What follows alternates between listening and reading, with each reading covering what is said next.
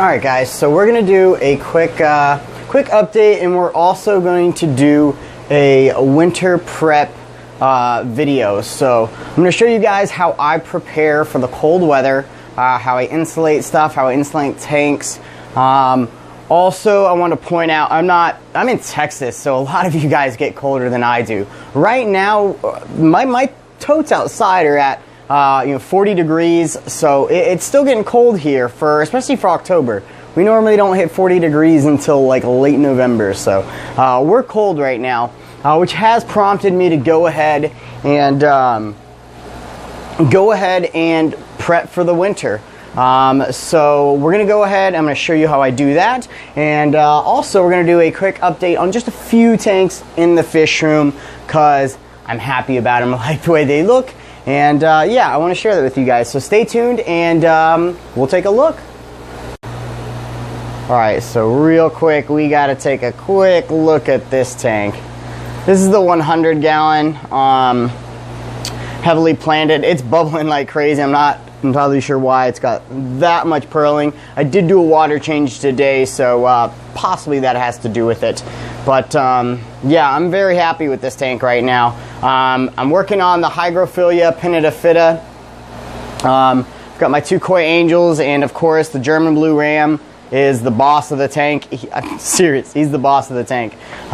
Those German blues, yeah, they're in breeding color, so when they get that yellow, I mean, they're ready to breed. But yeah, Scarlet Temple's coming back in. Ludwigia Cuba is staying, but much less. I'm going to work on the hygrophila pinnata, and yeah, I'm really happy with this tank right now. Moving on, I do want to share this. This tank, the Fahaka tank, has finally cycled. Very happy about that. I tested it today, and I had no nitrites, just with a test strip. So I'm sure, to be honest, I'm going to wait another month. So that video where I put the Fahaka in is going to wait. It's going to be another month, if not 2. I'd rather do it sooner than later, but I've got to get these mystery snails out, and I got to get some new fish in, his tank mates, and then he'll go in after I know it's cycled. Look how long those antennas are. That's just awesome, blown in the current. But yeah, the tank's looking really nice. I'm really happy with it. I'm probably going to be taking all of this Helanthrium quadriceps out and replacing it with a broadleaf sage or just a normal sage, something I can do a little bit less light. I do have CO2 on this tank and fairly decent lighting. This little cheap LED, but it's actually quite bright, so I'll be taking all that off, and possibly I might leave it on and just turn it on for like 2 hours out of the day, and maybe a little bit of CO2 at the same time to kind of supplement the less light thing, because I'm going to show you the Fahaka. He does not like high light. This is him right now. He is about to knock that sponge filter over, but here he is right now. He's burrowing because it's too bright for him. He's not happy. He's been quite a bit more outgoing recently, and he's been very, withdrawn. I think it's partially because it's too bright for him, but yeah, I think I'm gonna rock just as many low light plants as I can in here. I've got the Cryptspiralis, Anubias, Cophifolia, the bronze winterize. And I think this should just come out, and I think that'll be a little bit better. Maybe also take some of that sand out. But yeah, anyways, let's go ahead and we'll head outside, and I'm going to show you what I did out there. Alright, so let's go ahead and go see the chickens, because I'm sure everybody wants to see them, if we can find them. And it's a bit dark.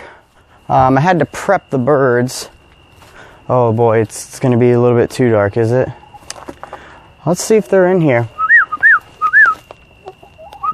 They're in there. Okay, we can't see them. Let me get a light. Alright, let's go see what the chickens are up to. Hello, chickens. Ooh, we've got a chicken up here. What's up, honey? Do we have 2 birds? Oh my gosh, we have 2 up there, and we have 1 down here. Isn't that something special? So chickens are doing good. I had to teach them how to roost in their roost, And I've got this all boarded up. If you can kind of see, I've got this all boarded up. And I've even got, see if I can show you, right up there, I've got a little heat lamp for them to kind of keep them warm through the winter. So chickens are doing very good. Got them laying eggs again. So yeah, I'm very happy with the birds and they're doing good.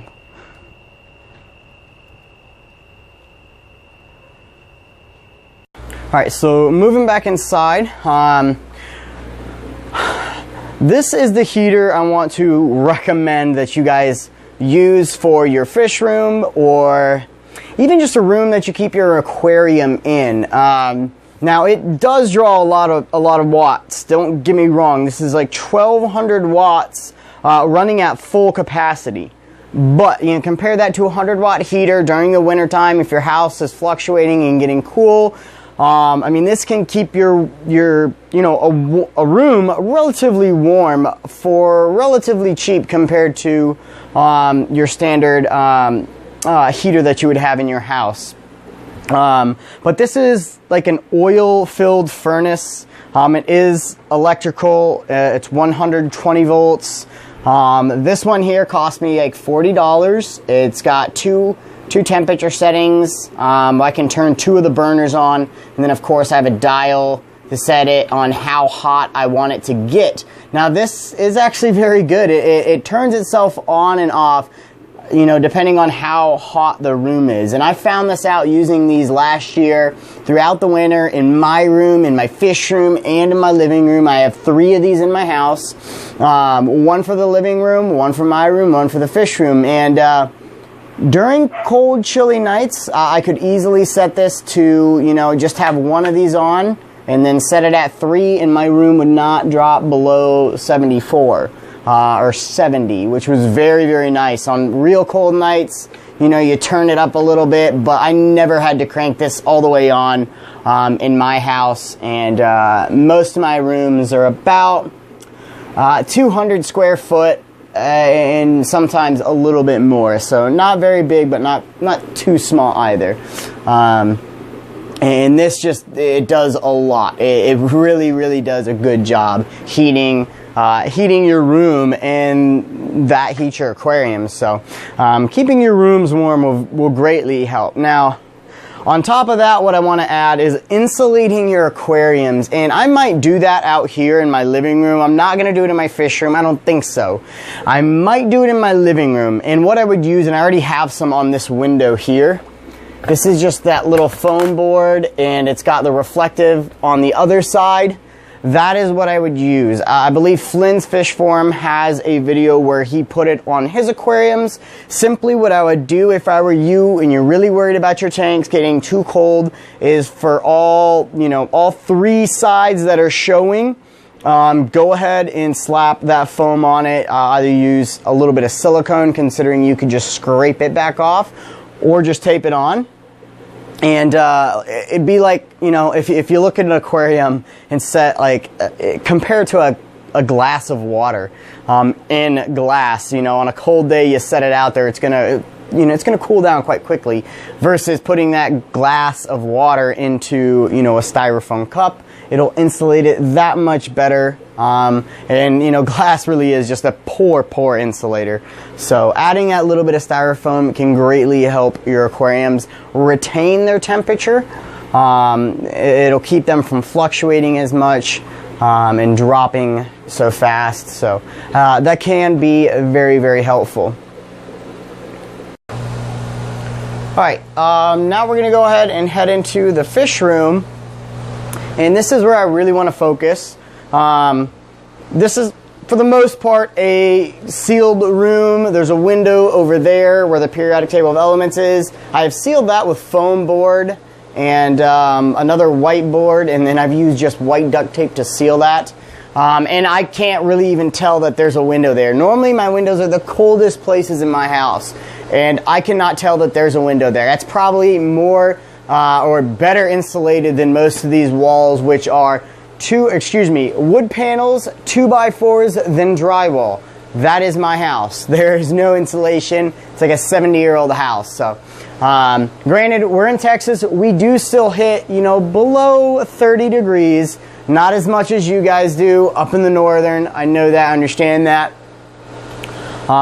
We are still pretty humid cold here, so the cold is quite a bit more fierce than areas with dry cold like Colorado, but and I know that from experience. I've worked in Colorado as a lift operator at Beaver Creek Resorts in Avon, Colorado. Yeah, 30 degrees, no, what is it, like 40 degrees here, because 30, it gets cold enough to dry the air. 40 degrees here is worse than 20 and 14 degrees there. Yeah, absolutely. Any day I would rather be in Colorado, 17 degrees versus 43 degrees here in Texas. Yeah. We used to stand outside without any shirts on in the morning time to smoke a cigarette. You can't do that here in Dallas. You just can't do it at 40 between like 36 and 54 degrees. Impossible. Can't do it. Don't try. Humidity just gets to your bones.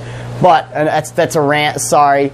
The main heat source for this fish room is going to be this little heater right here. This will be absolutely enough to heat it. If you have a lot of tanks in a room, like if you're pushing 10 tanks, not only will this not kill your fish if it quits working, they have safety features in these to just turn them off. If anything overheats, it just shuts down, and the room will get slightly cold. And you'll notice that it's not gonna whoops, it's not going to it's not going to hurt your fish.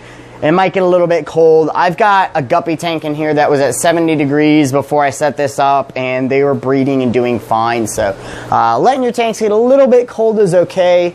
LRB Aquatics, Lucas lets his get into the 60s with tetras, and they do fine. It's not good for them, but they will survive it.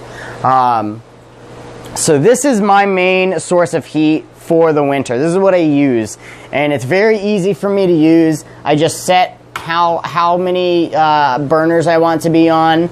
Generally I roll with one, and then I'll set it at 3 to 5 to 6 depending on how cold it is.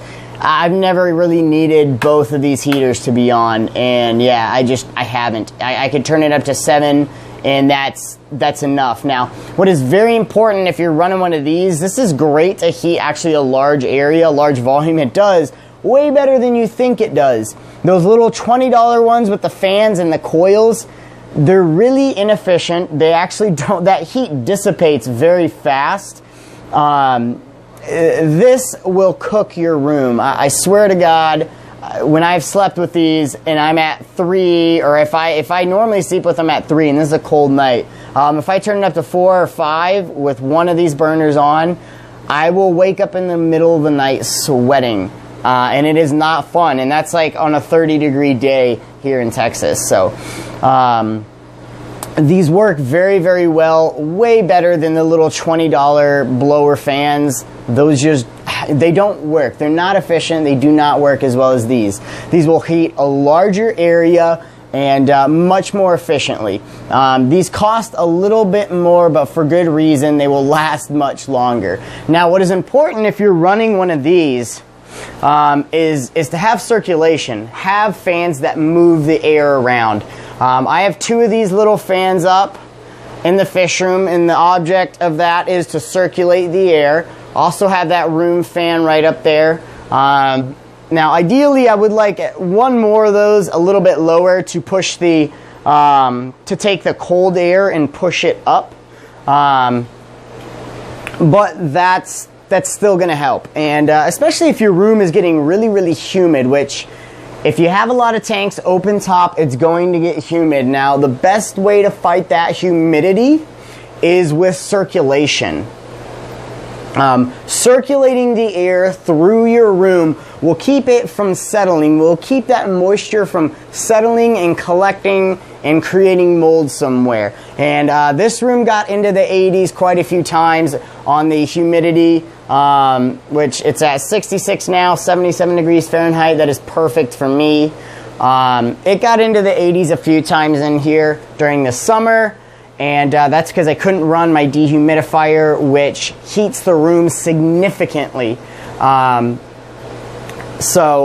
Keeping air circulation will help that tremendously. As long as you move the air, it's okay if it's very humid. So keep that in mind. Now, moving on back to this, 77 and 66%. I just got done hooking this guy up. This is my dehumidifier. And I think we're at 52. I have it set for 40. It's not entirely accurate with the percentages. It doesn't quite get it down as far as it says it does.